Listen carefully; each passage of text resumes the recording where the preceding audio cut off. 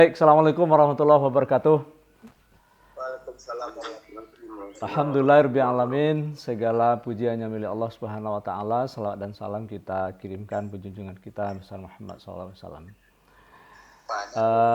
Selamat pagi ya, kawan-kawan semua, sahabat petani semua. Hari ini kita lanjutkan kembali kuliah umum ya, ekonomi petani ya. Jadi memang ini kita harapkan menjadi perspektif baru ya. Dan ini nanti akan menjadi masukan ya bagi banyak pihak untuk kemudian menata ulang pertanian kita ini. Kalau kami melihat bukan tidak ada progres pembangunan ya, tetapi lambat dan tidak kurang efektif saja gitu. Bukti nyatanya adalah ya tetap saja petani itu dalam kondisi yang tidak baik gitu. Jadi mereka tetap dalam kondisi miskin. Jadi tidak terangkat ya kehidupan mereka. Nah ini menjadi PR bersama. Gitu. Makanya kami berinisiatif membuat kuliah umum ini agar semua kita ini semakin menyadari bahwasanya harus ada langkah-langkah yang lebih konkret, yang terstruktur untuk membangun pertanian ini di masa yang akan datang. Kami mengatakan bahwa tantangan terberat pertanian itu adalah pemain industri. Ya, pemain industri. Kami kemarin diskusi dengan ada kawan di Jakarta, Pak Adli, itu kalau kita lihat hasil-hasil produk pertanian ya, sampai wortel yang masuk di supermarket itu sudah diimpor gitu. Jadi apakah kita tidak bisa menanam wortel itu bisa gitu ya. Tapi kemudian yang menjadi problem adalah bahwa wortel yang kita hasilkan itu tidak bisa menguasai pasar gitu. Ya, ternyata yang menguasai itu tetap dari luar gitu, dari luar negeri. Yang kalau dilihat lebih dalam mereka itu adalah industri gitu. Ya, baik sebagai industri yang memang dari pemodal yang kuat. Nah, dan juga ya kan ada industri yang memang disokong penuh ya kan oleh pemerintah mereka gitu. Nah, negara-negara seperti misalnya Filipina, Thailand, kemudian Tiongkok, kemudian sekarang Israel, kemudian Belanda gitu. Kita lihat itu terjadi kemajuan yang sangat pesat ya di pertanian mereka karena mereka bisa membawa pertanian itu menjadi industri. Nah, ini yang di kita yang belum ini gitu. Jadi, nah siapa yang akan mengangkat gitu? Yang akan mengangkat industri pertanian ini agar bisa bersaing dengan pemain global gitu. Nah, jadi memang kalau kita perhatikan sekarang ada keberhasilan besar ya kapitalis itu adalah ya kan itu globalisasi gitu. Nah, kita kan yang terutama petani-petani kita itu tidak akan mampu dan tidak akan sanggup untuk bersaing melawan mereka. Nah, bagaimana cara supaya ini bisa terangkat gitu. Nah, inilah yang kami bilang tadi bahwa memang dibutuhkan gitu infrastruktur yang kuat gitu. Nah, jadi harus ada infrastruktur pertanian yang kuat. Kita akan lihat kita diskusikan pada kesempatan ini dalam perspektif kami gitu. Itu ada dua infrastruktur yang harus dibangun dan harus diperhatikan oleh pemerintah karena memang pemerintah yang memiliki sumber daya dan kemampuan untuk membangunnya. Nah, kalau kita petani, penggiat petani ya, kita kan tidak punya sumber daya gitu. Nah, pemerintahlah gitu. Dan kalau kami lihat itu tidak mahal gitu, tidak semahal membangun jalan tol gitu. Ya, infrastruktur di pertanian. Nah, kalau kita lihat kan keunggulan dari industri yang mereka bisa menguasai pasar ya. Industri pertanian yang bisa menguasai pasar dunia, itu kekuatannya di dua hal gitu. Satu di kualitas produk gitu. Berarti ini waktu penanaman ini ya. Jadi di kualitas produk, kemudian di jaringan distribusi, ya, jaringan distribusi. Nah, itu kedua kekuatan mereka. Nah, jadi kalau dalam kualitas produk gitu, itu kan dihasilkan dari gitu. Dari apa ya kan? Dari lahan-lahan dan tanah-tanah yang memang sesuai dengan kebutuhan tanaman gitu. Nah, ternyata apa ya kan? Tidak jaminan gitu. Seperti negara kita yang banyak pegunungan, yang sebagian besar wilayahnya itu subur, itu bisa kita pertahankan tingkat kesuburannya itu dari dahulu sampai sekarang gitu. Ya, dan ini sudah ya kan banyak sekali diketahui, banyak penelitian.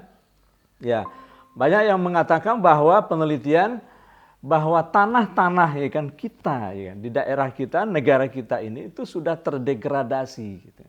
Ya, itu dimulai dulu dari di zaman Orde Baru itu intensifikasi gitu.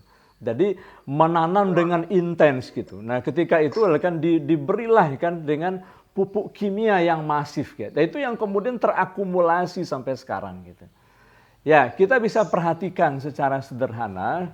Ya, kami juga saat ini juga ke sawah gitu. Ya.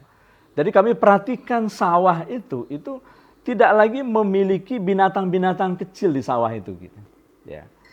Ya, itu menandakan bahwa tingkat kesuburan itu rendah gitu. Nah, kemudian kami sudah 2 kali panen, ya ini ke sawah, dan kita coba meninggalkan ya, tidak memberi pupuk kimia dan pestisida sama sekali gitu. Itu kenaikan dari ya, bahkan di awal itu masih turun ya produksi gitu. Ya, bahkan ya kan ini belum terjadi kenaikan yang signifikan. Jadi memang membutuhkan waktu untuk mengembalikan unsur hara gitu. Nah, ini yang menjadi masalah gitu. Nah, maka ini yang harus kita pertahankan gitu. Ya, kesuburan ini. Nah, ada efek besar lagi kepada kualitas produk. Kami sudah coba ya kan, sudah coba menguji. Itu beberapa hasil tanaman kita seperti buah-buahan, kita relatif lebih cepat busuk gitu ketimbang ya kan buah-buahan dari impor gitu ya, yang datang dari luar gitu.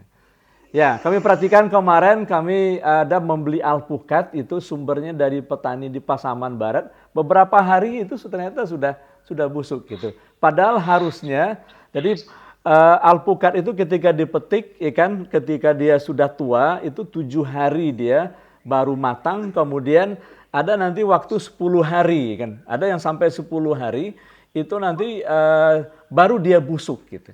Nah, beberapa ya kan kita itu kadang 5 hari ya kan dari masak itu dia udah busuk gitu. Nah, menandakan bahwa kualitasnya itu rendah kan. Karena ya kan diakibatkan ditanam di tanah yang sebetulnya tingkat kesuburannya, tingkat unsur haranya itu sudah tidak memenuhi lagi gitu. Nah, jadi saudara semua, itulah situasinya gitu. Nah, bahkan kalau misalnya tanaman-tanaman yang ditanam dalam jumlah besar gitu. Ya, yang masif kan. Itu sebentar itu sudah datang penyakitnya gitu. Nah, di Solo itu ada daerah Potoanau itu dulu sentra cengkeh gitu. Ya, cengkeh. Nah, sekarang itu tidak bisa tumbuh cengkeh di situ gitu. Ya, padahal dulu ya kan pada kaya-kaya petani karena cengkeh. Sekarang masih nanam mereka 2 kali berbuah itu udah mati gitu. Tidak bisa bertahan lama. Kemarin saya dapat lagi ya kan di daerah Solo ya kan di kampung itu mereka biasa menanam jahe gitu. Jahe itu ya kan dulu bagus tumbuhnya, sekarang itu kayak ada busuk dia gitu. Busuk kemudian ya kan nggak bisa dipanen gitu. Nah, kemarin juga ya kan dari daerah Payakumbuh ya kan, itu di Gunung Omeh itu juga diberitahu oleh seorang petani itu ada jeruk siam gitu. Itu sudah 4 tahun itu berulat gitu di dalamnya. Ya, jadi itu. Jadi ya kan kondisi lahan, degradasi tanah telah menyebabkan kualitas kan hasil produk kita itu rendah gitu. Nah, ini yang menjadi ini kan. Maka kemudian kan ada satu istilah yang kadang kita membuat miris juga ya kan. Jadi saya juga baru tahu nih, di beberapa kawan-kawan kita dari daerah lain itu nanya gitu kan. Pak Adli di Sumbar ada ini enggak ya kan? Ada misalnya ada pinang enggak gitu. Nah, mereka menyebutnya dengan apa? Pinang asalan gitu ya. Jadi pinang kita itu pinang asalan gitu dari petani kita gitu. Jadi kalau ada misalnya ada produk lain misalnya seperti alpukat dan lain itu kan asalan gitu. Jadi bukan yang memiliki kualitas ya kan yang bagus gitu. Nah, ini kan semua diakibatkan oleh ya kan proses menanam itu menghasilkan produk hasil pertanian itu yang tidak bagus gitu. Nah, beberapa negara gitu, negara yang sebetulnya bukan berbasis negara yang bagus gitu. Kayak Israel misalnya, sekarang bagus pertaniannya. Tapi karena apa? Ya kan gurun-gurun pasir itu mereka rubah sekarang ya kan menjadi hutan-hutan, kemudian cukup air gitu. Dan ternyata itu luar biasa gitu. Mereka bisa memproduksi tanaman-tanaman berkualitas. Belanda juga seperti itu, Tiongkok juga begitu. Jadi negara-negara yang mereka sebetulnya tidak punya lahan yang subur gitu. Dengan rekayasa teknologi, upaya mereka untuk memperbaiki gitu, memperbaiki struktur tanah, ya itu bisa itu menjadi wilayah-wilayah pertanian yang potensial gitu. Nah, sementara kita terbalik ini. Kita banyak daerah pegunungan, daerahnya subur, tapi ya kan kita tidak bisa mempertahankan tingkat kesuburan ini gitu sampai sekarang gitu. Ya, bahkan kalau kami perhatikan sekarang misalnya kayak hutan ya, kalau yang kebun itu rata-rata adalah kebun kering gitu. Ya, jadi kalau misalnya sebulan hari tidak hujan itu kering itu hutan-hutan, maka itu akan sulit tumbuh tanaman itu dengan baik dalam jangka panjang, tidak kena penyakit gitu. Nah, saudara semua, nah ini yang sebenarnya harus kita rubah ini. Maka untuk kondisi kita ya kan. Ya, kalau saya katakan bahwa ini akan berbahaya gitu. Berbahaya di masa yang akan datang. Kita nanti kalau untuk menyuburkan nanti akan besar biayanya. Maka untuk itu sekarang sebetulnya ada upaya yang bisa kita lakukan dan itu tidak mahal biayanya gitu. Tetapi harus dilakukan dengan konsisten dan serius gitu. Itu adalah melestarikan hutan gitu. Jadi kalau kami mengatakan hutan itu adalah infrastruktur pertanian untuk di daerah kita, daerah tropis yang sebenarnya daerahnya subur ini gitu. Nah, fenomena yang terjadi gitu, kan? Itu penebangan hutan itu sangat masif gitu. Termasuk di daerah kami ya kan Kabupaten Solo ya kan, kampung istri kami Si Junjung kan. Itu sampai sekarang itu sangat masif gitu. Lalu apa yang terjadi gitu dengan penebangan hutan yang masif ini gitu. Itu akibatnya air akan berkurang. Air tidak lagi bisa ditampung oleh hutan-hutan kita gitu. Ya, ketika hari hujan gitu, itu maka kemudian air itu seperti air bah turunnya gitu. Tidak tertahan lagi oleh bukit-bukit kita. Kemudian ketika hari tidak hujan, hutan-hutan kita menjadi kering. Hutan menjadi kering, ya kan, maka sulitlah tumbuh tanaman itu dengan subur, ya kan, berjangka panjang dan menghasilkan kualitas yang baik gitu. Nah, ini problem kita. Maka kalau kami mengatakan infrastruktur yang harus kita bangun, ya kan, kami selalu menyuarakan yang pertama itu adalah untuk yang sebelum panen, ya, untuk pertanian secara umum itu adalah hutan gitu. Nah, kadang kami ya kan ketika misalnya datang ke kampung-kampung, ke desa-desa, nagari-nagari, kami lihat itu ada sekarang misalnya dibangun seperti irigasi pakai tembok gitu. Temboknya bagus-bagus gitu. Tapi airnya nggak ada gitu. Ya. Lalu kan yang lebih penting kan sebetulnya keberadaan air gitu. Ya. Ya kan irigasi itu juga tidak perlu gitu. Tidak perlu ditembok juga gitu. Ya, yang penting ya kan dirapikan, dibersihkan walaupun itu dalam bentuk banda yang ini, tetapi kalau dia bagus gitu, tidak masalah gitu. Malah justru bagus, kalau menurut kami bagus ya kan tanpa ditembok gitu. Ya, nah jadi ya kan ini yang terjadi gitu. Jadi apa namanya ya kan hutan yang telah rusak itu mengakibatkan jumlah air itu berkurang. Ada satu ya kan kecamatan di Kabupaten Solo itu ada 3 nagari ya kan kita sebutkan itu Saok Lawe, Gawong dan Panyakalan gitu. Itu dekat dengan kampung kami. Itu 50% sawah di sana itu tidak berair sekarang. Ya. Kemudian ya kan kemarin beberapa waktu yang lalu kami juga membuat ini apa namanya untuk kasus di Sumatera Barat gitu. Itu penurunan lahan pertanian ya. Penurunan lahan pertanian di Sumatera Barat 5 tahun terakhir. Dari tahun 2017 sampai tahun 2022 kami ketika menghitung, itu 560.000 hektar. Gitu. Ya, bayangkan 560.000 hektar lahan pertanian itu berkurang. Ya, itu bukan karena misalnya adalah alih fungsi gitu. Karena kalau alih fungsi kan banyak digunakan misalnya untuk perumahan. Ya kan di desa-desa, nagari-nagari tidak ada perumahan gitu. Yang ada perumahan itu hanya di perkotaan gitu.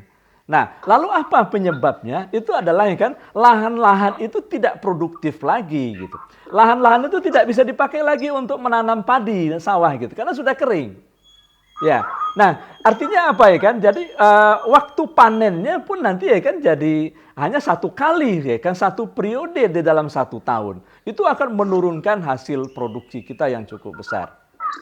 Nah, ini yang terjadi terus semua gitu.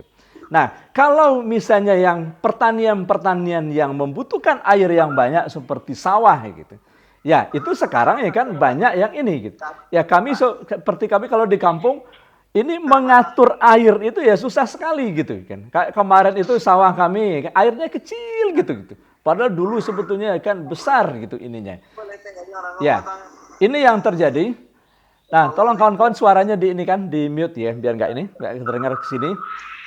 Nah, itu yang pertama. Jadi infrastruktur yang harus kita bangun bersama itu adalah hutan.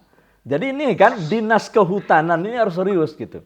Ya, kami juga sudah berkunjung ke beberapa daerah diskusi dengan pengelola hutan desa gitu.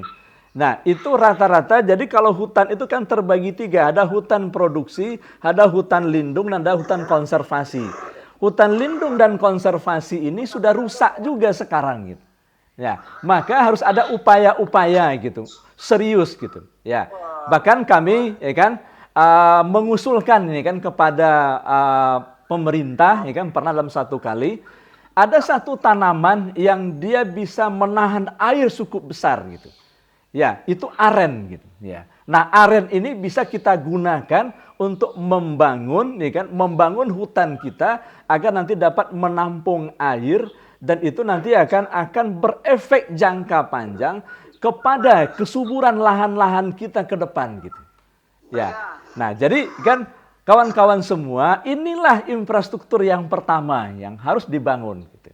Ya kan, menyuburkan kembali hutan. Nah, kalau saya berharap kepada misalnya kita bersama, ayo kita lihat hutan kita lihat lahan-lahan kita gitu. Ikan pergi kita bersama-sama. Kalau kami sering pergi ke kampung-kampung, kami perhatikan banda air seperti apa, sungai seperti apa, hutan seperti apa, ya kan? Ya, kalau kami mengatakan ya kan seperti yang tidak terurus begitu kan. Kita memang tidak serius mengurusnya gitu. Ya, akhirnya apa ya kan petani-petani kita ini kan apa adanya saja dia. Nah, yang lucunya apa ya kan misalnya sekarang mereka biasanya menanam padi. Ternyata apa ya kan airnya tidak ada gitu.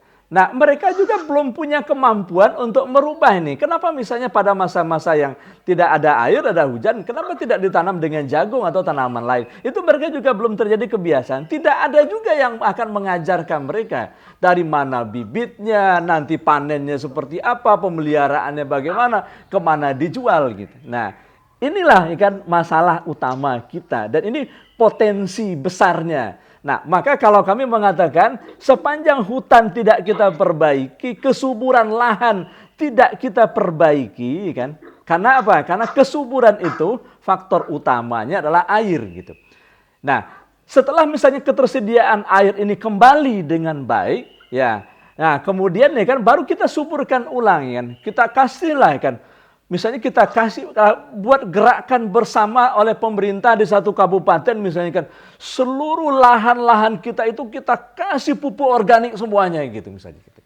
Kan nggak ada gerakan-gerakan begitu kan supaya tanaman ini subur. Pergi kita ke kebun-kebun masyarakat. Oh ini masih ada yang produktif kebunnya. Kita bersihkan, kita pupuk. Yang tidak produktif kita tebang. Yang tanamnya terlalu dekat kita buang. Kan? Kemudian kita tanam yang baru, kita pembaruan. Tidak ada lahan-lahan kosong yang tidak kita tanam, yang tidak kita suburkan. Gitu.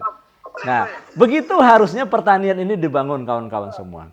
Itu yang pertama, ya kan? Nah, yang kedua, dan ini keunggulan dari sekarang, kalau misalnya pemain-pemain industri ini, dia masuk ini. Satu, dia punya modal gitu.